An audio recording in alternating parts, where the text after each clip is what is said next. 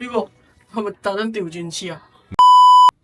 今日我哋嚟到全香港第一場嘅 Park Silicon 咧，嚟緊喺下個禮拜就會有機會開價㗎啦。咁所以今日我哋率先真係好率先嚟到呢個示範單位優先參觀，晏啲就話俾你知到底個示範單位到底長咩樣。我哋嚟到 Park Silicon 呢個604尺嘅3房單位，一入玄關呢度咧，門後邊就已經有一個儲物櫃到頂，然後全白色嘅設計做翻成個明火嘅廚房，604尺做到呢個咁樣嘅客廳。直喎，仲有一個不規則嘅露台，方便你晾衫之餘，仲可以做埋呢個植物。平時嗰啲咧，你種完花草或者淨係晾衫二選一嘅啫。嚟到呢個上面區走廊，左手邊有2間細房啦，右手邊係白色為主調嘅洗手間。我哋直到黃綠喺埋主人房。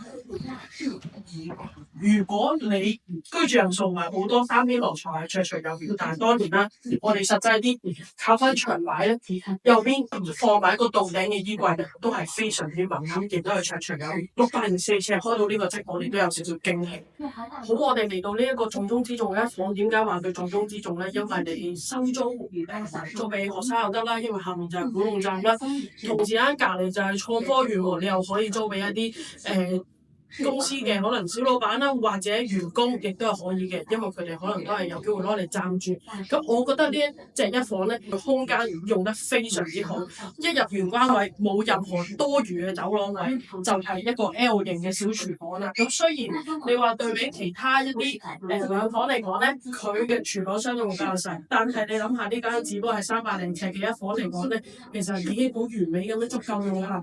咁嚟到攝影師呢個客廳嘅位置亦都非常方正啦。我剛剛就係留意到呢個露台同我哋剛剛睇嘅3房咧，好似差唔多大，係啦。咁所以咧，你喺空間上面嘅利用咧，亦都會非常之恰當嘅。咁我哋睇埋間房先，間房都可以 standard，平四方方，落地玻璃窗，洗手間亦都係一間房入邊嘅。入嚟先。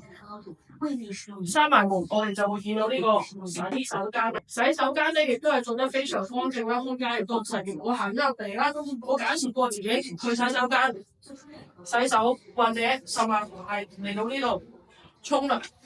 我咁肥嘅人企落嚟都綽綽有餘，簽售嘅你一定冇問題。如果想緊貼佢到底開咩價錢，我相信好多人都想知古洞呢個位佢可以開咩價。follow 我。等我下個禮拜，如果佢真係出價，我話俾你知。